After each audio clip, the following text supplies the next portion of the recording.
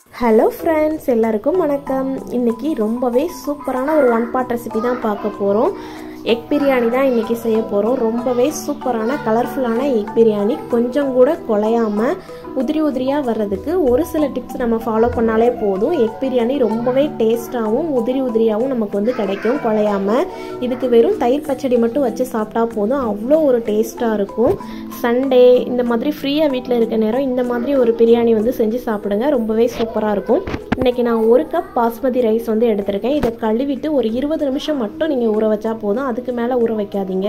ஒரு பேனில் 2 table spoon எண்ணெய் சேர்த்துக்கலாம். இதில் நான் ஒரு பெரிய வெங்காயத்தை நீளமாக கட் பண்ணி இந்த மாதிரி சேர்த்துக்கிறேன்.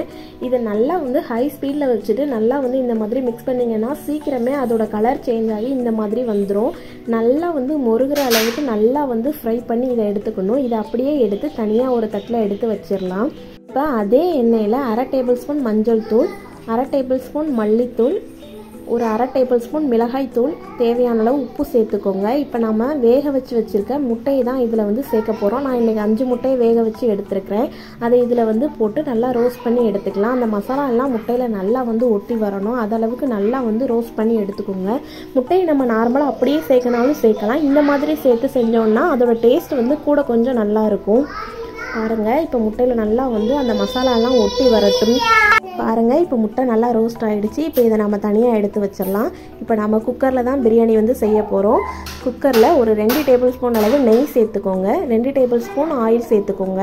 இன்னும் சூடானதுக்கப்புறமா ஒரு பிரிஞ்சி இலை, ஒரு அன்னாச்சி பூ, 2 ஏலக்காய், ஒரு பட்டை, கிராம்பு, இது எல்லாமே சேர்த்துக்கலாம். எல்லாம் பொரிஞ்சதுக்கு அப்புறமா நான் 2 பெரிய வெங்காயத்தை நீளமாக கட் பண்ணி வச்சுருக்கிறேன், அதை சேர்த்துக்கிறேன். வெங்காயம் கொஞ்சம் அதிகமாக இருந்தால் தான் பிரியாணி வந்து டேஸ்ட்டாக இருக்கும். ஏன்னா இதில் நம்ம சிக்கனோ மட்டனோ சேர்க்க போகிறது இல்லை, ப்ளைனாக தான் இருக்கும். அதனால் கூட கொஞ்சம் வெங்காயம் சேர்த்தா நல்லாயிருக்கும்.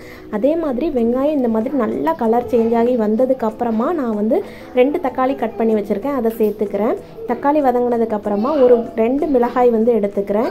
2 டேபிள் ஸ்பூன் இஞ்சி பூண்டு விழுது வந்து சேர்த்துக்கோங்க. இப்போ இது எல்லாமே எண்ணெயில் நல்லா வந்து வதங்க விடுங்க. வதங்கினதுக்கு அப்புறமா ஒரு கைப்பிடி அளவு புதினா, ஒரு கைப்பிடி அளவு மல்லி இலை வந்து சேர்த்துடலாம். மல்லி இலை சேர்த்துட்டு ஒரு நிமிஷம் கழித்து நாம் வந்து மசாலா எல்லாம் சேர்த்துடலாம். தேவையான அளவு உப்பு சேர்த்துருங்க. இப்போ நான் வந்து ஒரு 1/2 கப் அளவு தயிர் எடுத்திருக்கேன். தயிர் வந்து கரெக்டாக எடுத்துக்கோங்க, அதிகமாக எடுக்காதீங்க.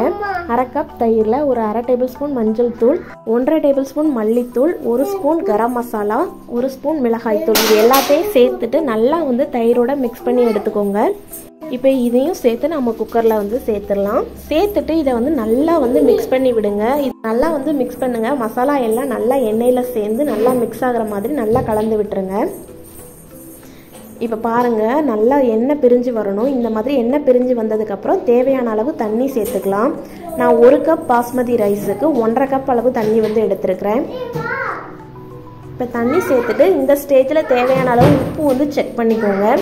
இப்போ தண்ணி ஒரு கொதி வந்ததுக்கப்புறமா நாம் ஊற வச்சு வச்சுருக்க அந்த பாஸ்மதி ரைஸை இதில் வந்து சேர்த்துடலாம்.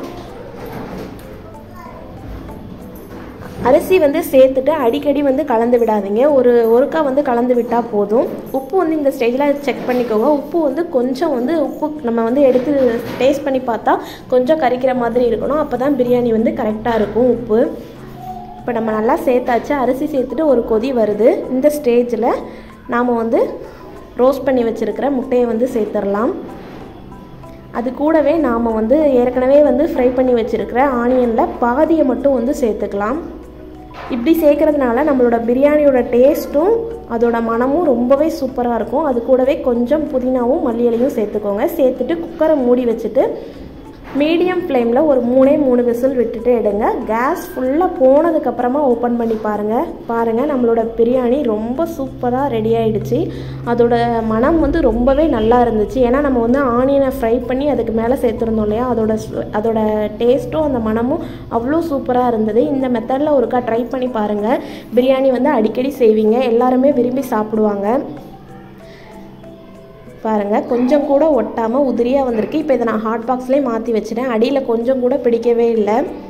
தண்ணியோட அளவும் இந்த மாதிரி கரெக்டாக வச்சாதான் நமக்கு வந்து உதிராமல் இருக்கும். 1 கப் பாஸ்மதி ரைஸ்க்கு 1.5 கப் வந்து கரெக்டாக இருக்கும். இப்போ பிரியாணியை வந்து ஹாட் பாக்ஸில் மாற்றிட்டு அதுக்கு மேலே வந்து கொஞ்சமாக மண்ணிலையும் நம்ம மீதம் எடுத்து வச்சுருந்த அந்த வெங்காயத்தையும் இதில் வந்து சேர்த்துட்டு இதை கொஞ்சம் நேரம் மூடி வச்சுட்டு கொஞ்சம் நேரம் கழித்து நம்ம வந்து சாப்பிட்டா ரொம்பவே டேஸ்ட் நல்லாயிருக்கும்.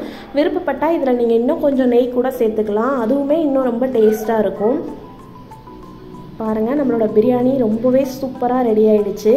இதோட டேஸ்ட் ரொம்ப அதிகமாக இருக்கிறதுக்கு காரணமே நம்ம அந்த ஆனியனை வந்து நல்லா வந்து ஃப்ரை பண்ணிவிட்டு சேர்த்தது தான். அதோட சுவையும் மனமும் வந்து நம்ம ஃபுல்லாக சாப்பிட்ற வரைக்குமே நமக்கு வந்து இருக்கும். அவ்வளோ ஒரு டேஸ்ட்டாக இருந்தது. நீங்களும் இந்த மெத்தடில் ஒருக்கா எக் பிரியாணி செஞ்சு பாருங்கள்.